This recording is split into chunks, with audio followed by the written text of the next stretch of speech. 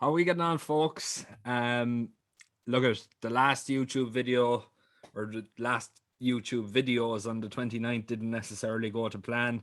The look that we had um, going into that particular day didn't necessarily fall into the next day. But look at, if you've been following the social media, if you've been following, say, the Nace tips on my YouTube and Twitter, you would find that we had a very, very successful day.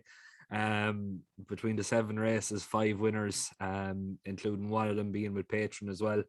Plus the following day after that, having the winner with Patron again for John McConnell. So it was just a very, very good couple of days. Look at, we haven't been as active on YouTube over the past couple of days, just simply being too busy.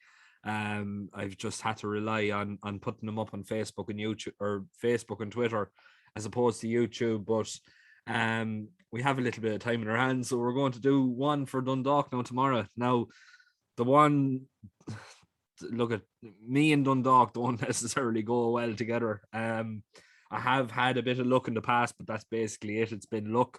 Um, it's a really, really hard track to get winners and get tipping winners. You really need to look into how well handicapped the horse is compared to how well a horse is actually running in form. But we're going to take a chance at it. The majority of these are each ways. And it's definitely going to be very, very interesting. I think we can have an awful lot of places now tomorrow, and hopefully we're on them at fairly good prices, which all of these technically are. First race off the 135. That is actually going to be my patron pick of the day. That's one of the more confident horses that I'm in. But the following race, then the 210, we're going to kick things off with Eagle Terrace for Dennis Hogan and Izzy Clifton claiming £7. This one drawn in stall 2. I generally like to pick the horses from the inside, unless they're horses that I'm connected with or whatever. And you'll see what I mean coming up through the video as well. But anyway, first off, we're going to go with Izzy Clifton. It's the original mark is I suppose leaving this horse with plenty to find, but drawn in stall 2, it's a nice stall if this horse can break well. Izzy Clifton claiming £7 is definitely an added bonus as well, and she is definitely great value for her claim. Obviously, look at the price of 6-1, definitely would be an each way shout, and generally fairly consistent overall. From the last 5 starts, has placed twice, second and third. Dennis Hogan is a man not to write off, is probably the best way to describe it. He's generally a man that can get his horses well primed and well fit and ready to run. Obviously he has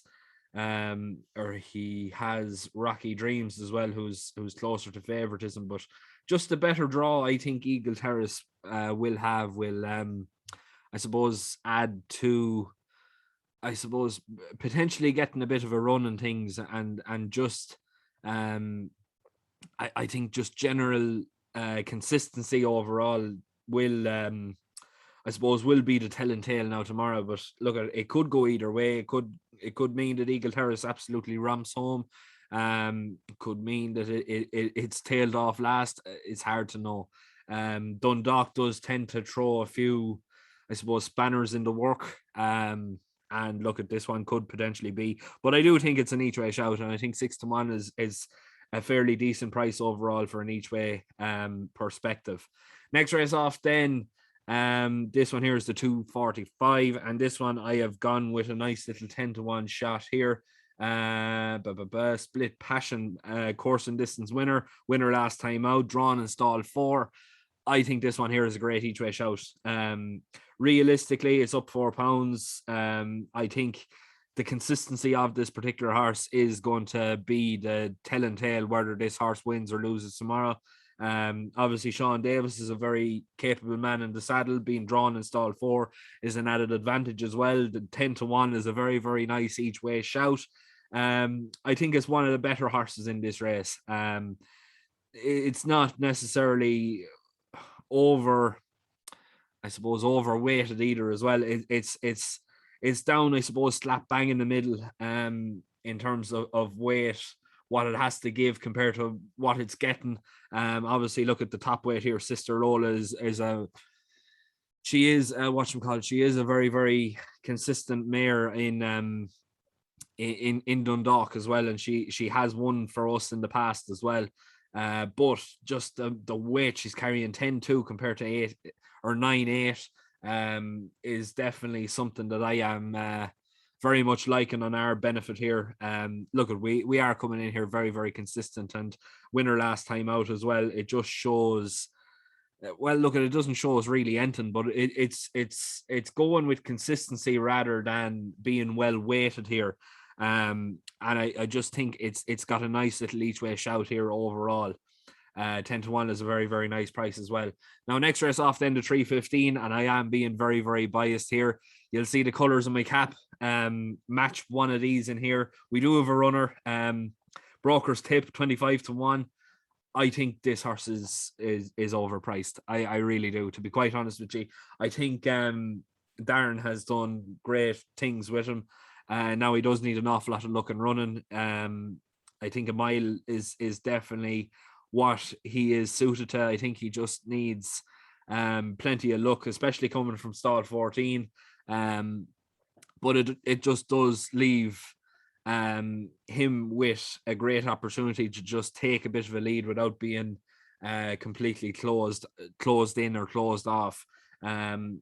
Look, we do need an awful lot of luck, and the price definitely does suggest it. But like, this horse has won off 77 before in Dundalk, and he's running off 50 here. So theoretically, he is very, very well handicapped, but he's just been so out of form in terms of in terms of, I suppose, showing a winning performance. But if you go back a few runs there when he was, I think, fifth there, I think it was before October anyway, because I know I started college in October. So that was a very, very nice run, and I think that was over 6 furlongs. So if he can emulate that sort of a race over this longer trip, and even there the time before last when he was 7th, he ran an absolute cracker of a race, and he got hit with a headwind there coming up the straight. There was massive gusts in Dundalk that particular day, and it completely hindered his chances being a front runner as well. So I think, look, at Jamie Powell is a very capable man in the saddle, and he is claiming 7, and I do wish Darren and the team the very, very best of luck. But Jamie Powell, I definitely think he's a jockey that's gonna, I suppose, go a long way if luck runs his course, and I definitely hope that tomorrow is going to be a very, very lucky day for him. Next race off then to 345, and I'm going with another each way shout here now with this one, with Eli de Merval for Andrew McNamara and Daniel King, drawn in stall 6 again. A nice little starting spot for him. Obviously, look at he hasn't won since his win in Naas, if I'm not mistaken. Yeah, I think the last time he won was Naas. Just trying to find it here. I'm almost certain it was. Yeah, it was actually his debut run. He was trained by, I think, Jerry Keane that time. And I think Colin was riding for him as well. But look at Daniel King claiming £4. He seems to be fairly nicely weighted. He has put in some very, very good runs there the last few, 2, 3, 4, and a duck egg. Obviously, look at, but you can make excuses for that particular run. He just didn't get the run of the race at all. But look at, he's coming in here fairly nicely weighted, and should definitely be competitive in a race like this. I think 5-1 is definitely it's value there for each way punters. If he places, you get your money back, and especially around Dundalk, that is like a win in itself. Well, I definitely think it's like a win in itself anyway, because it's just so hard to get the winners. If you can come out of Dundalk breaking even, I definitely think is a good day. And look at it's personal opinion. If you want to go for a win, I definitely wouldn't hold it against you, but I just think that look at an each way play. I definitely think look at you could be at worse. Realistically, it could be at worse. Next race off then.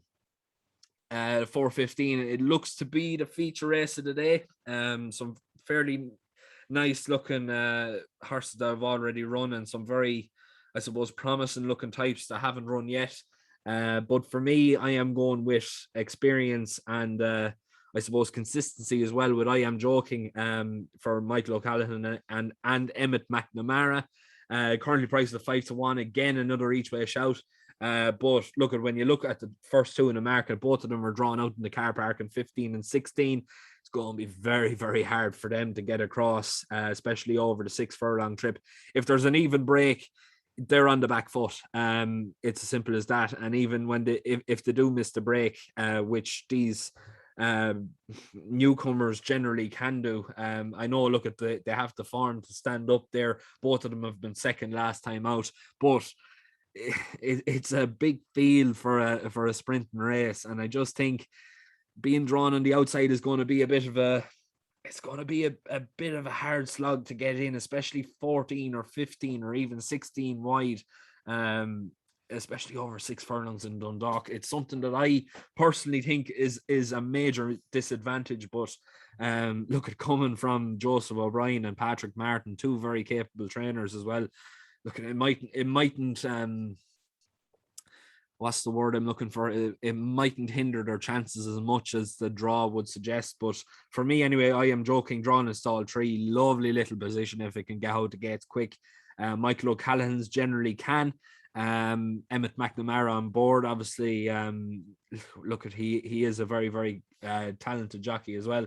Third over course and distance as well, which would suggest those handled conditions as well. It does need to find 1 1/4 lengths behind or with National Gallery here, but look at the draw preference here. It should realistically realistically stand to his chances. But look at 5-1. It is an each way price. I definitely think it's worth capitalizing on the each way while it's there. But look at it wouldn't be the biggest shock in the world for seeing this horse to win. Realistically is coming in here with a very, very good chance and should definitely take an awful lot of stopping. Next race off then, the 4:45. This one here is actually going to be my only win selection of the day, just given the price it is. We're sticking with Darren Bunyan here. Dreams Delivered, Jamie Powell on board, Claimant 7 again. Drawn in stall 9, not necessarily the greatest in my opinion, but Dreams Delivered is a very, very talented horse and a very hardy horse at that. I personally don't think it's going to hinder his chance. Look at realistically 9-2. It's a short enough price, but I think realistically, if it can get out the gates quick enough, it's not going to be too much of a disadvantage here. Generally a very strong finisher. He can not necessarily go from the front, but he can be up with the pace. It tends to, I suppose, slow up to fill his lungs about midway through the race, and then comes with one last dash. If he's up, I suppose, close enough to that pace, he's going to go for the win. And look at Jamie Powell is very, very, very strong in the saddle. The 7 pounds being claimed on his back is going to be a big advantage as well. I just think he's got a great chance here, and 9-2 looks to be a very, very nice price. Could be a nice little double there with Broker's Tip if Broker's Tip is to run any sort of race. But look at I won't be going hard on that double anyway. That's one thing for sure.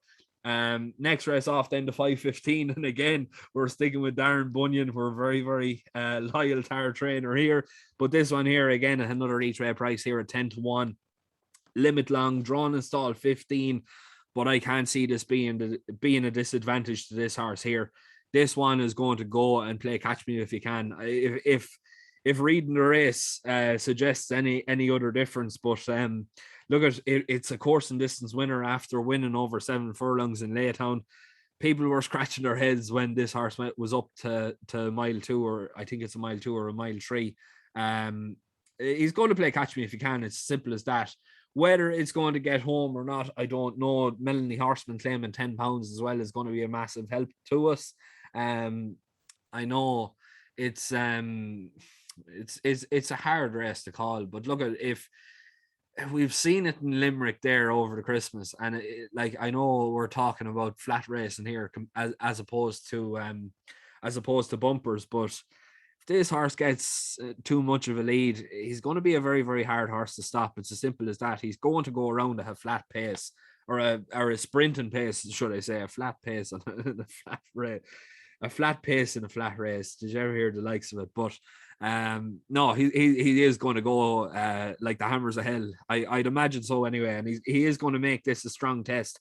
But if he does that, he is going to, I suppose, be about 10 or 15 lengths clear coming into the straight, and hopefully he can just last at home. But I definitely think it's foolish to write off Darren Bunyan in races like these. And look at, I think he has got the potential there to be very, very competitive, and realistically could be a nice little each way shout there at 10-1. But look at, I'm going to leave it there. Please make sure to hit that subscribe button below. It only takes you a second, but it really does help me out the best of time. I probably will be only as active as I have been over the past couple of weeks there. Now until the end of the week.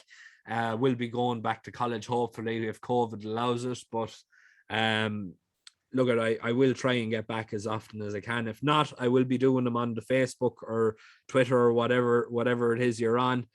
So make sure to keep the eyes peeled on that. I know I'm after getting a good few